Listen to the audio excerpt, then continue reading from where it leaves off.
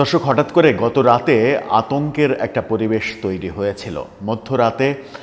মধ্যরাতে মানে রাত ২টার পরে গণমাধ্যমে যে খবরগুলো আসতে শুরু করেছিল সেটা বেশ আতঙ্কজনক। বিশেষ করে কূটনীতিক পাড়ায় ব্যাপক হারে নিরাপত্তা ব্যবস্থার জোরদার করা, আরও স্পেসিফিকভাবে যদি বলা যায় তাহলে মার্কিন দূতাবাসে নিরাপত্তা ব্যবস্থার যে বহর তৈরি হয়েছিল মধ্যরাতের পরে, সেটা একটা আতঙ্কের ব্যাপারই। এবং গোয়েন্দা সংস্থার তরফে নাশকতার আশঙ্কা ছিল তেমনটাও বলা হয়েছে। এই আতঙ্কটা তৈরি হলো কেন? এই আতঙ্কটা কি আওয়ামী আতঙ্ক? আওয়ামী লীগকে কেন্দ্র করে কোনো ধরনের আতঙ্ক তৈরি হয়েছিল? কি বলছে গোয়েন্দা সংস্থা, কি বলছে পুলিশ, কি ভাবছে সরকার? কেন এই অবস্থা তৈরি হলো? পরবর্তী অবস্থায় বা কি এটা কি কন্টিনিউ হবে, নাকি হঠাৎ করেই একটা আতঙ্ক তৈরি হয়েছিল? সেটা বোঝার চেষ্টা করব। মার্কিন দূতাবাস এলাকায় কি হলো সেটা আলোচনার মাধ্যমে। থাকবেন পলিটিক্স টিভির নিয়মিত আয়োজনে।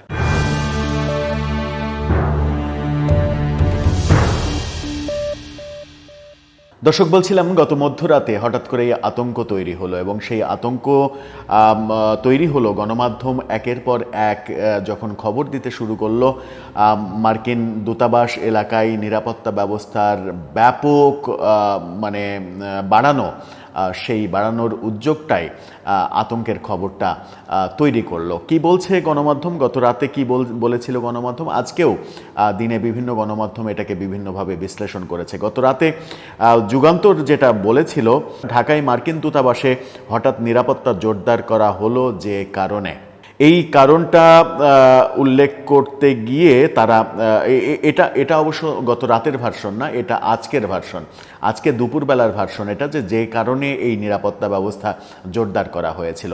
গত রাতে শিরোনামগুলো এরকম ছিল যে মার্কিন দূতাবাস এলাকায় ব্যাপক নিরাপত্তা ব্যবস্থা জোরদার করা, গোয়েন্দা পুলিশ কিছু একটা আশঙ্কা করছে, সেই আশঙ্কার পরিপ্রেক্ষিতে আজকে দিনের বেলায় কি বলছে গণমাধ্যম? বলা হচ্ছে ঢাকায় মার্কিন দূতাবাসে নজিরবিহীন নিরাপত্তা ব্যবস্থা গ্রহণ করা হয়েছে। এটাকে নজিরবিহীন বলা হচ্ছে, অর্থাৎ এর আগে এরকমটা ঘটেনি কখনো। দূতাবাসটির নিরাপত্তায় হঠাৎ যুক্ত হয়েছে ডিএমপির বিশেষায়িত সোয়াত টিমকে যুক্ত করা হয়েছে। এটা কিন্তু সত্যিই আতঙ্কের একটা ব্যাপার। জানা গেছে হামলার আশঙ্কায় হুমকির সুনির্দিষ্ট তথ্য পাওয়ার পর ঢাকায় যুক্তরাষ্ট্রের দূতাবাসের নিরাপত্তা জোরদার করার কথা জানিয়েছে পুলিশ। এর আগে আমরা দেখেছিলাম যে মার্কিন দূতাবাস কেন্দ্রিক নানা ধরনের আতঙ্কের কারণে একজন জঙ্গি নেতাকে গ্রেপ্তারও করা হয়েছিল। সোয়াতের সদস্যরা বিশেষায়িত অভিযানের জন্য বিশেষভাবে প্রশিক্ষিত, এবং তাদের কাছে সে ধরনের ভারী অস্ত্রশস্ত্র ও সরঞ্জাম রয়েছে। একটা যুদ্ধাবস্থার বিরাজ করছে যেন।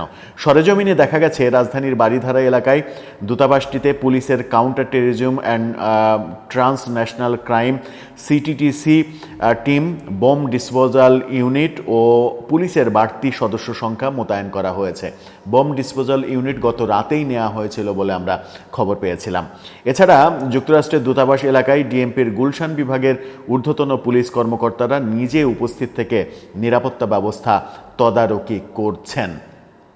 জানতে চাইলে গুলশান বিভাগের সহকারী কমিশনার এসি মাসুদ আলম যুগান্তরকে বলেছেন, নিরাপত্তা ঝুঁকির আশঙ্কায় দূতাবাস এলাকায় নিরাপত্তা জোরদার করা হয়েছে। নিরাপত্তা ঝুঁকি অনুভব করছে তারা, এবং বোম ডিসপোজাল ইউনিট যেহেতু গতরাতেই নেওয়া হয়েছিল, তার মানে হচ্ছে যে বোমাবাজির আশঙ্কাও তারা করছিল।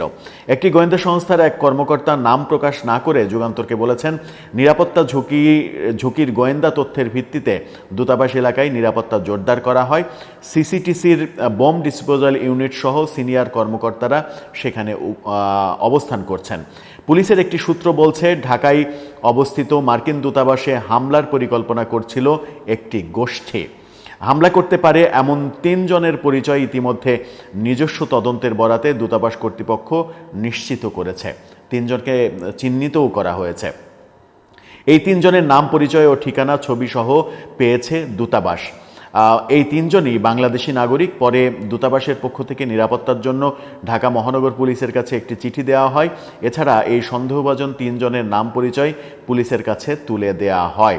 এখন ব্যাপার হচ্ছে যে এই তিনজন কারা, সেটা তো নিশ্চয়ই এখনই গোয়েন্দা সংস্থা পুলিশ প্রকাশ করবে না। তাদেরকে গ্রেপ্তার না করা পর্যন্ত নিশ্চয়ই সেই পরিচয় প্রকাশ হবে না। গোয়েন্দা সূত্র বলছে, দূতাবাস কর্তৃপক্ষের পক্ষ থেকে নিরাপত্তা সংক্রান্ত হামলার হুমকির বিষয়ে ডিএমপিকে জানানোর পর পুলিশের অ্যান্টি টেররিজম ইউনিটের কর্মকর্তারা ডিএমপির ডিপ্লোম্যাটিক সিকিউরিটি বিভাগের উপ পুলিশ কমিশনার ও গুলশান বিভাগের উপ পুলিশ কমিশনার সহ ঊর্ধ্বতন কর্মকর্তারা সোয়াতের টিম নিয়ে দূতাবাস এলাকায় যান এবং সেখানে নিরাপত্তার জোরদার করেন। এছাড়া সিসিটিসি কর্মকর্তারা দূতাবাসের কর্মকর্তাদের সঙ্গে দেখা করেন আজকে, এবং তাদের কাছে ওই সন্দেহভাজন তিনজনের নাম পরিচয় ও ছবি তুলে দেয়া হয়।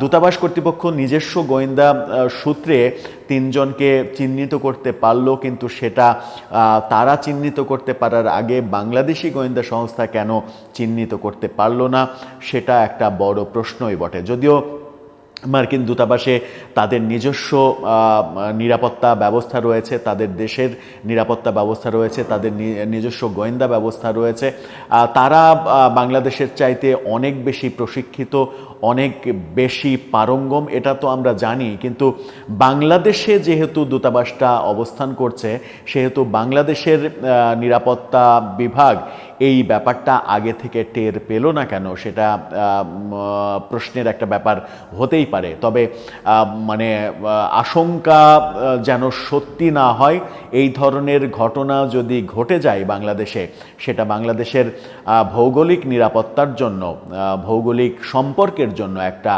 বড় ধরনের ঝুঁকির কারণ হয়ে যাবে। দর্শক, আপনার কি মনে হয়, হঠাৎ করে এই যে আতঙ্ক তৈরি হলো, যে তিনজনকে চিহ্নিত করা হয়েছে, তারা কোনো জঙ্গি গোষ্ঠীর কিনা সেটা পুলিশের তরফ থেকে নিশ্চিত করা হয়নি। জঙ্গি ব্যাপারটাকে ইদানিং অস্বীকার করার একটা প্রবণতা রয়েছে। এর আগেও আমরা দেখেছি যে মার্কিন দপ্তরে হামলার আশঙ্কায় একজন জঙ্গি নেতাকে গ্রেপ্তারও করা হয়েছে। কিন্তু এই ইদানিং গত এক বছর যাবৎ আমরা বিভিন্নভাবে বাংলাদেশে এর আগের সরকার জঙ্গি নামক নাটক করেছে, বাংলাদেশে কোনো জঙ্গি নেই, জঙ্গির অস্তিত্ব নেই, এই প্রচারণাগুলো কিন্তু আমরা দেখেছি। এর মাঝে সব মিলিয়ে আপনার কি মনে হয়, কি ঘটতে যাচ্ছিল? আপনার মতামত জানিয়ে এই ব্যাপারে লিখতে পারেন আমাদের কমেন্ট বক্সে।